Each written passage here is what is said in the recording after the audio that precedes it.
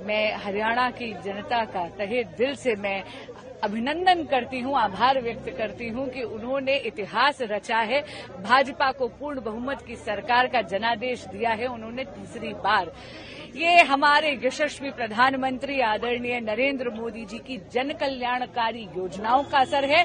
Double engine की भाजपा की सरकार का जलवा है और आप देखिएगा हरियाणा यूं ही अब प्रगति के पथ पर अग्रसर होकर विकसित भारत के संकल्प को सिद्धि तक लेकर जाएगा। कांग्रेस हरियाणा में बहुत ही कॉन्फिडेंट थी लेकिन हार गई, अब ईवीएम पे टिकरा फूट रहे थे। ये उनकी पुरानी आदत है, जब भी वो हारते हैं तो दोषारोपण कभी चुनाव आयोग पे कर देते हैं, कभी ईवीएम पे करते हैं। मैं पूछना चाहती हूँ कि जब तेलंगाना में चुनाव होते हैं, जब हिमाचल में चुनाव होते हैं, जहां पर इनकी सरकार होती है, वहां पे तो ईवीएम भी बिल्कुल ठीक होती है और चुनाव आयोग भी बिल्कुल ठीक होता है। देखिए, बहानेबाजी है। ये जीत का श्रेय हरियाणा की जनता को जाता है, भारतीय जनता पार्टी के कर्मठ कार्यकर्ताओं को जाता है, नरेंद्र मोदी जी के लोकप्रियता, उनकी जनकल्याणकारी योजनाओं को और भाजपा की डबल इंजन की सरकार के जलवे को जाता है। हमारा स्टैंड यही है कि इंडिया गठबंधन ने जम्मू और कश्मीर में अच्छा काम किया है और सरकार बनने वाली है, और हरियाणा में कांग्रेस ने ये लड़ाई लड़ी है। वहां पे जो बाकी गठबंधन थे वो बन नहीं पाए थे और उनको हार का सामना करना पड़ रहा है। इतनी एंटी इनकम्बेंसी थी, हम देख रहे थे, सवाल उठाए जा रहे थे भारतीय जनता पार्टी पे, इतने इनकमिंग हो रही थी कांग्रेस पार्टी में, जिन्हें सबने राइट ऑफ कर दिया भारतीय जनता पार्टी को, फिर भी भारतीय जनता पार्टी जीत कर आई। उनके लिए बधाई का विषय है। साथ ही साथ कांग्रेस के लिए आत्मचिंतन का विषय है कि कहीं टिकट डिस्ट्रीब्यूशन में या कोऑर्डिनेशन में या नैरेटिव सेटिंग में कहीं कहाँ कहाँ कमियां रह गई, वो आई एम श्योर उस पर मंथन करेंगे, विचार करेंगे और कोर्स करेक्शन होगा। सबसे पहले तो हरियाणा की जनता को बहुत बधाई और आभार, धन्यवाद कि उन्होंने तीसरी बार हरियाणा सरकार पर उन्होंने विश्वास व्यक्त किया और उन्होंने ये बता दिया, मोदी है तो मुमकिन है। मोदी जी के प्रति लोगों का ये विश्वास, फिर से एक बार मोदी मैजिक चला और जिस तरह से हमारे वहाँ के मुख्यमंत्री नायब सिंह सैनी जी बहुत ही साधारण तरीके से बहुत लोगों के बीच जाकर, और जो कुछ चीजें, चाहे वो सरकारी नौकरी की बात हो या पूर्व जो वहाँ पे मुख्यमंत्री खट्टर जी के द्वारा भी चलाई गई योजना है, यानी लोगों ने एक बार फिर से ये बताया है और भारतीय जनता पार्टी पर विश्वास जताया है। और साथ ही माननीय प्रधानमंत्री आदरणीय नरेंद्र मोदी जी के प्रति जो मोदी की गारंटी है उस पर उन्होंने मुहर लगाया है कि जो मोदी जी कहते हैं वो करते हैं, और तो इसके लिए विशेष रूप से फिर से बधाई। और तीसरी बार, जनरली हम देखते हैं कि तीसरी बार सरकार बनना कठिन होता है, लेकिन लोगों ने अच्छे बहुमत के साथ सरकार, उन्होंने हमें मैंडेट दिया है और ये बहुत ही अच्छा है।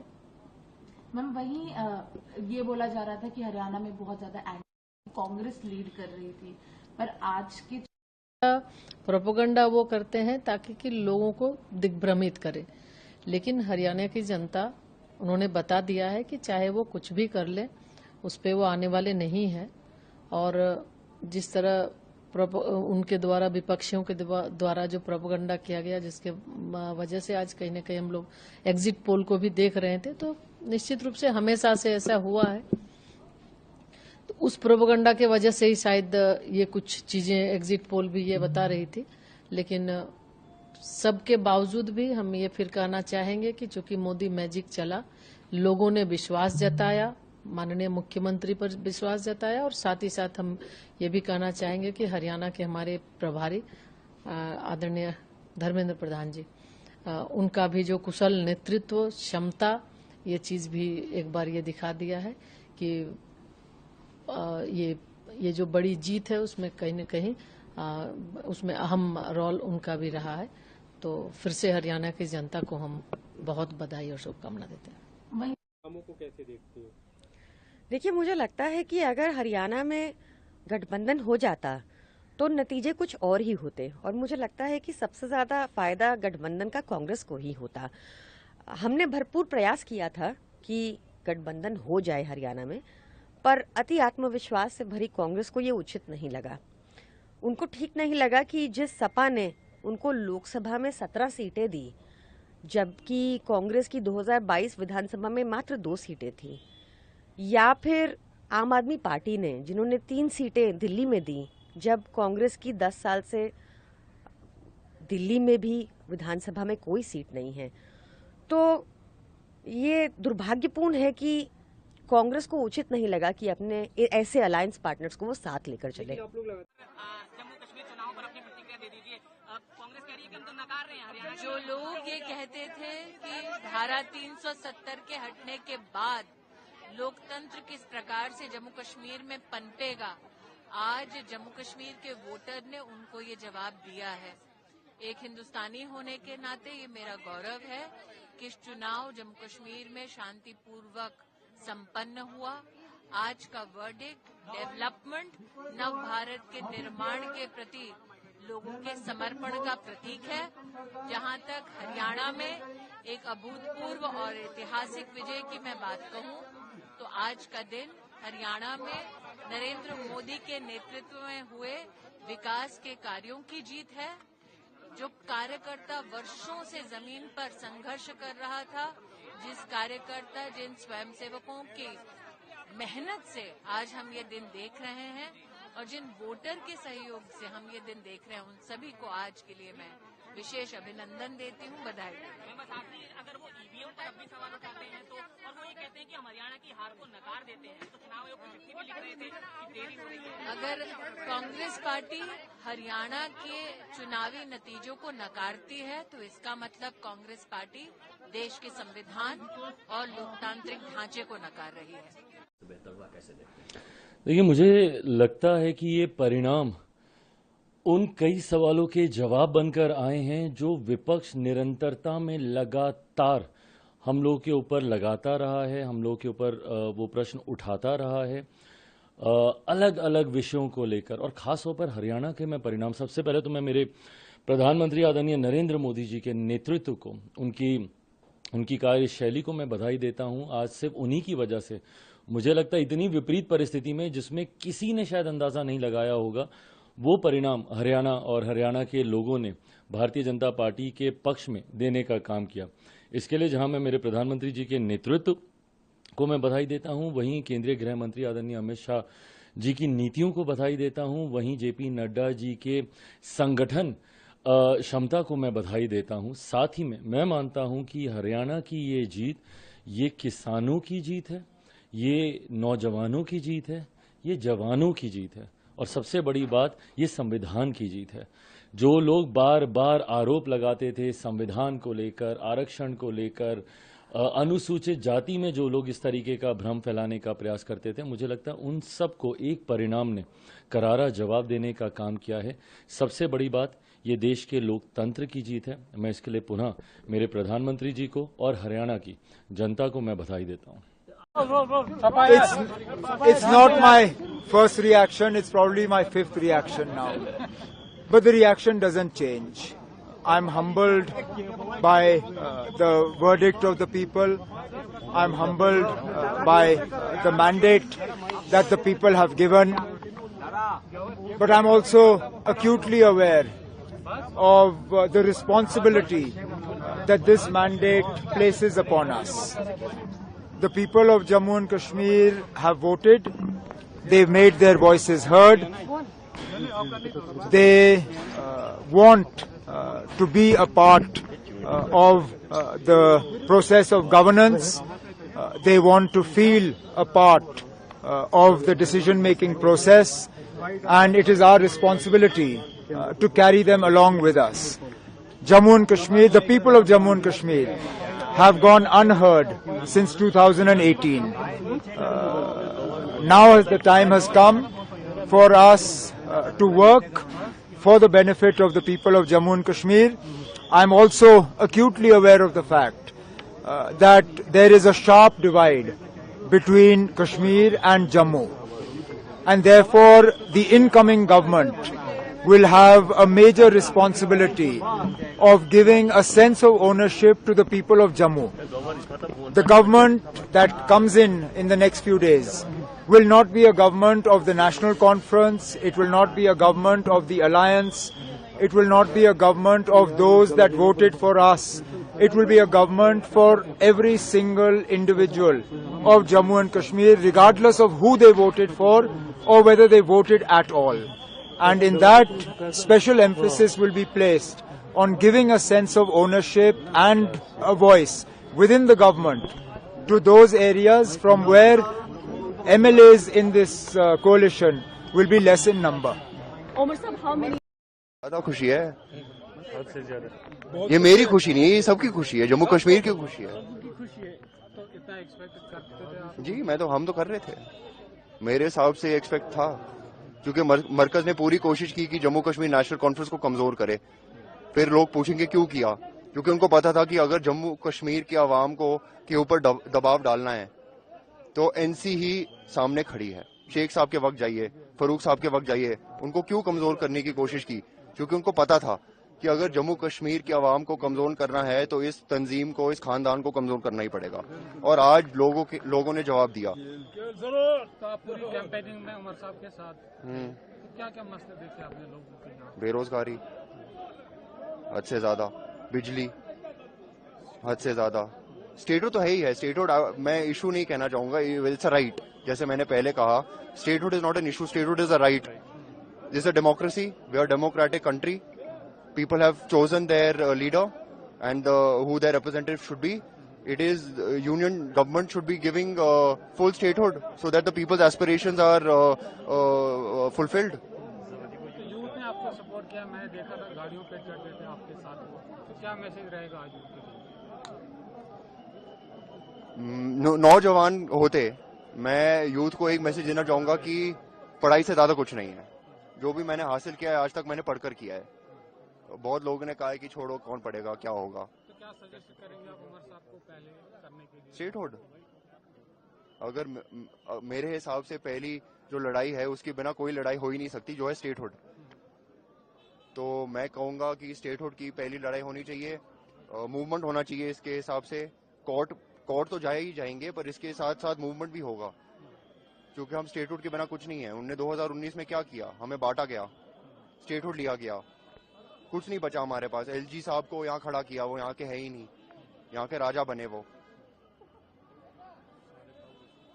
पावर सबके कहाँ है आज? आज भी हमारे खुद की हुकूमत है, हमारी खुद की हुकूमत है, कोई ताकत हमारे पास है ही नहीं। तो अभी जो सरकार बनेगी लेकिन पावर एलजी साहब के पास फिर से है, भाई तो उसको लेके भी लड़ना चाहिए।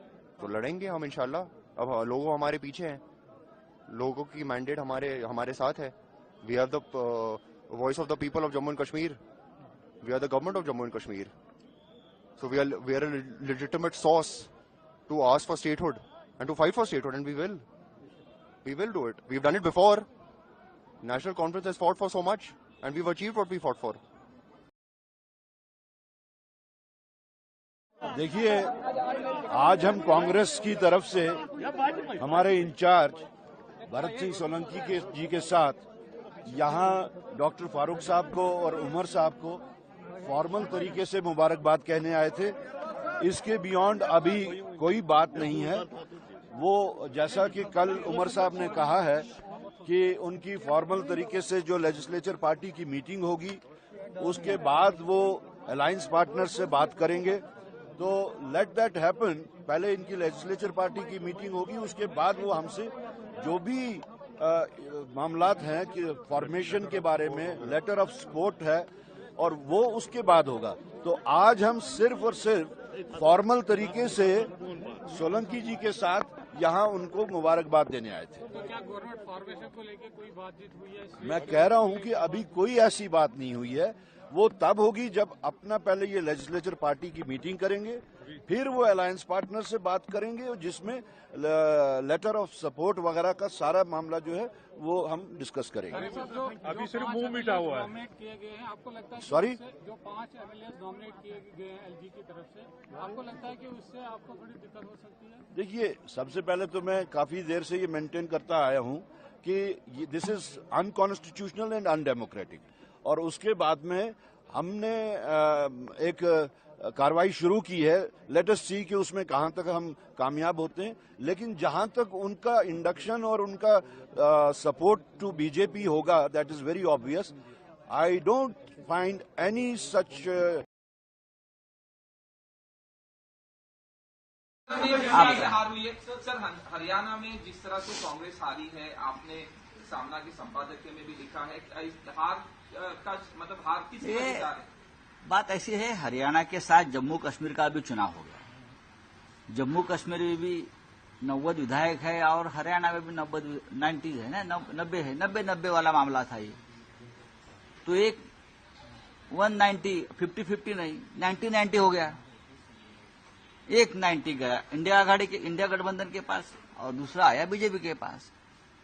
दोनों स्टेट का अपना अपना एक महत्व है, लेकिन बीजेपी के लिए जम्मू कश्मीर का महत्व सबसे ज्यादा रहा। 370 हटाया तो 2024 के चुनाव में प्रचार का मुद्दा रहा।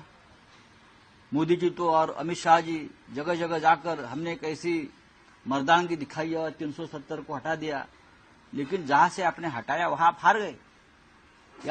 आप देख लीजिए, आप हार गए। जम्मू कश्मीर में हम इसलिए जीते कि वहां इंडिया गठबंधन चुनाव लड़ रहा था, उमर अब्दुल्ला जी के या डॉक्टर फारूक अब्दुल्ला जी के नेतृत्व में इंडिया आघाड़ी का जो है वहां कांग्रेस उनके साथ और भी हो गया। हरियाणा में इंडिया गठबंधन नहीं बन पाया। हरियाणा में इंडिया गठबंधन नहीं बन पाया क्योंकि वहां कांग्रेस को लगता था कि बस हम अपने ताकत पर, अपने बलबूते पर जीतेंगे तो सत्ता में और कोई भागीदार नहीं चाहिए। तो हमारे जो मित्र है हुड्डा जी या कांग्रेस के नेता है, उनको लगा कि हम ही जीतेंगे। अगर समाजवादी पार्टी है अखिलेश जी की, आप है केजरीवाल साहब के नेतृत्व में, हमारे जैसे छोटे छोटे दल है, हमारे खाते में 1-2 सीटें आ जाती तो जरूर ये जो चित्र है, ये निर्णय है जो जनता ने दिया, उसमें जरूर बदलाव होता। मैं ये मानता हूं कि भारतीय जनता पार्टी ने जो चुनाव लड़ा है वो बहुत ही बेहतरीन तरीके से लड़ा है। हारी हुई बाजी बीजेपी ने जीत ली, ये मान्य करना पड़ेगा। और कांग्रेस तो जीत रही थी, ऐसी कोई व्यक्ति नहीं मुझे मिली देश में कि जो बोल रही थी, या पत्रकार हो या सर्वे की तो बात नहीं करूंगा कि बीजेपी आ रही है, लेकिन बीजेपी आ गई। उनकी एक यंत्रणा है, उनका एक सिस्टम है, उनका एक मैनेजमेंट है, उनको मानना पड़ेगा। आपका क्या कहना है? ये जीत का अगर श्रेय दिया जाए तो माननीय प्रधानमंत्री नरेंद्र मोदी जी को कहा जाता है, क्योंकि न सिर्फ आंतरिक मुद्दों में, आर्थिक मुद्दों में और वैदेशिक मुद्दों में, स्पेस के मुद्दों में और संसार के लोगों से, नेताओं से आंख में आंख मिला करके बात करने वालों में से एक नरेंद्र मोदी जी हैं। इसी का फल है कि भारत की जनता चाहती है कि हम नरेंद्र भाई मोदी जी को मिस न करें। इसलिए इस बड़ी जीत पर जो हरियाणा का है और जम्मू कश्मीर का है, उसके लिए हम प्रधानमंत्री नरेंद्र मोदी जी को बधाई देते हैं, शुभकामना देते हैं। और एक चीज़ और कहना चाहते हैं जो शायद कोई नहीं कहता है, हरियाणा का जीत का अगर विश्लेषण करें तो वहाँ सबसे बलिष्ठ जाति जाट होते हैं और कांग्रेस वालों ने जाट की राजनीति किया और जाट की राजनीति करने के फलस्वरूप बाकी जितनी जातियां हैं जिसमें हमारे शेड्यूल कास्ट के भी लोग हैं, सब एक होकर के नरेंद्र मोदी जी के नेतृत्व में विश्वास किया। इसलिए इस बात को भी झुठलाया जा सकता है या जाता है कि नरेंद्र मोदी जी और भाजपा शेड्यूल कास्ट के विरोधी है, आरक्षण का विरोधी है। ऐसे करने वालों के मुंह पर कड़ा तमाचा लगाया है हरियाणा का चुनाव ने। इसीलिए हम नरेंद्र भाई मोदी जी, अमित शाह जी और नड्डा साहब सबको हम बधाई देते हैं। देखिए, पिछले साल हमने इस मुद्दा को रखा था और कि किस तरीके से इस्कॉन मंदिर में शोषण हो रहा है, और 8 साल के बच्चे के साथ भी हुआ था, मैंने रखा था और आज सामने आ गया, वीडियो आ गया। तो ये मंदिर में रह करके कृष्ण कृपादास जिस तरीके से ये काम कर रहा है, भगवान को आड़ में ला करके और खुद चंदन तिलक लगाने का ढोंग करता है, तो हम ये कहना चाहेंगे इसके साथ सारे लोग पूरे इस्कॉन के जितने लोग हैं सब लिप्त हैं। और इसी मुद्दा को जब उठाया गया तो यूथ के जो लड़के होते हैं इस्कॉन में, जो नए नए सीखते हैं, कॉलेज से, स्कूल से जो जाते हैं, भगवान के बारे में, अध्यात्म के बारे में जो जानने का काम करते हैं, उनके ऊपर लाठीचार्ज कृष्ण कृपाल दास ने कराने का काम किया है। ये निंदनीय है। और हम ये जीवीसी जो होता है उन लोग का हेड होता है, गवर्नर बॉडी होता है जीवीसी, जो कि मायापुर में बैठता है। तो हम उन लोगों को कहना चाहते हैं और उन लोग को हम कॉल भी करेंगे और अपने पत्र के माध्यम से उनको पत्र भी लिख करके हम भेजना चाहेंगे कि प्रेसिडेंट को यहाँ से हटाया जाए, क्योंकि यहाँ रहेगा माहौल पूरे तरीके से खराब करके रखेगा। न ढंग से पूजा हो पा रहा है, न कोई भक्त जा पाएगा मंदिर में, और खासकर लड़कियों के लिए इस्कॉन मंदिर जो है वो सुरक्षित नहीं है। पहले भी आरोप लगे हैं, पहले भी पॉस्को एक्ट लग चुका है और लेकिन फिर भी कार्रवाई नहीं हुआ। हमने इसको लेकर के, इस मुद्दे को लेकर के, जब पिछले बार जो हमने उठाया था इस मुद्दा को, तो हम इस्कॉन के जो महाराज हैं, गोपाल महाराज जो है आज इस दुनिया में नहीं है, वो उनको भी हमने ये कहा था ईस्ट ऑफ कैलाश में जब वो हमसे मिले थे तो इस्कॉन मंदिर में। तो हमने इस बात को रखा था कि धर्म के आड़ में कुकर्म जो ये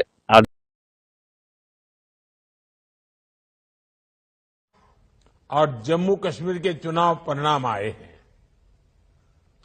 हरियाणा ने बता दिया है देश का मूड क्या है, मिजाज क्या है।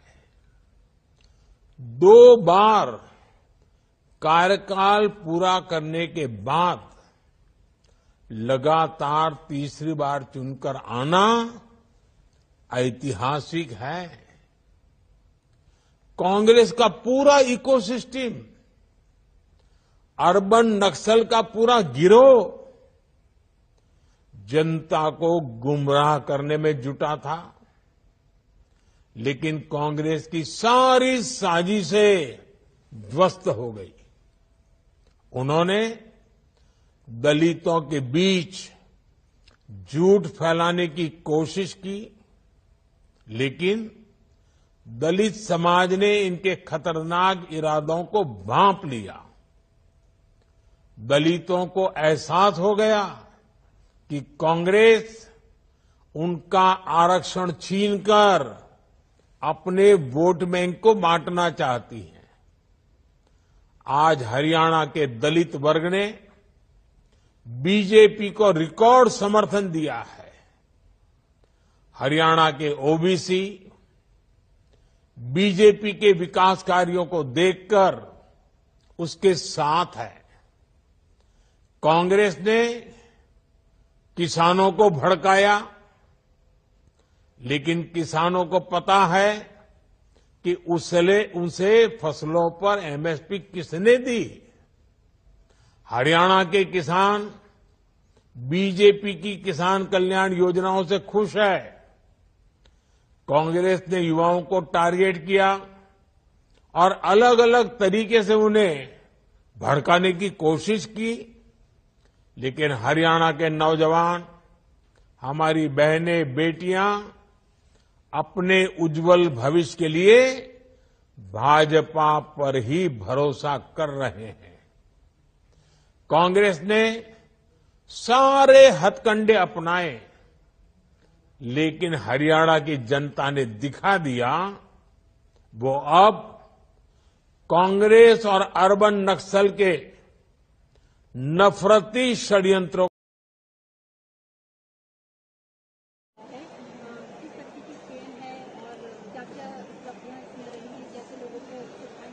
ये एक ट्रेन जो दिल्ली से झारखंड के गोड्डा तक जाएगी। झारखंड के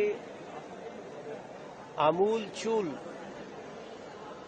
डेवलपमेंट के आधार पे कैसे विकास के पटरियां बिछानी है, उसका एक और एग्जाम्पल सेट किया है नरेंद्र मोदी जी ने। लेकिन इस ट्रेन के साथ एक बड़ी खासियत है कि जब छठ पूजा, दुर्गा पूजा, दिवाली सब कुछ सर पे है, तभी एक और नई ट्रेन का शुरुआत करना, ये बहुत बड़ी बात है। और जैन तीर्थंकर जहां पे 23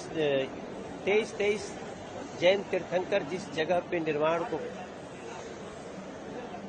प्राप्त हुए, उस संवेद शिखर जी, पार्श्वनाथ जी जाने का ये इतिहास में पहली बार ट्रेन सीधे गिरिडीह तक जाएगी। ये सब महत्व को देखते हुए ये हमारे लिए भी महत्वपूर्ण है कि मैं जहां का रहने वाला हूं, Bhabua road, Sasaram, Dehri on Sone, direct ये ट्रेन जोड़ेगी। आज उस ट्रेन को हमें हरी झंडी दिखाने का मौका मिला निशिकांत दुबे जी के प्रयास से। और इधर दिल्ली में हम लोग तो दिल्ली से लेकर के गोड्डा और भभुआ रोड, गिरिडीह, पारसनाथ सबको जोड़ने वाली इस ट्रेन के लिए नरेंद्र मोदी जी का और अश्विनी वैष्णव जी का बहुत बहुत धन्यवाद। भारतीय जनता पार्टी की जीत कम और कांग्रेस पार्टी की हार ज्यादा मानूंगा। अभी इस फेज में 2 राज्यों में चुनाव हुए। एक जम्मू कश्मीर के राज्य में जहां गठबंधन का चुनाव लड़ा गया, जहां कांग्रेस पार्टी और नेशनल कॉन्फ्रेंस ने साथ आकर चुनाव लड़ा, वहां परिणाम जो आए वो भिन्न है। वहां पे भारतीय जनता पार्टी हारी और गठबंधन जीता।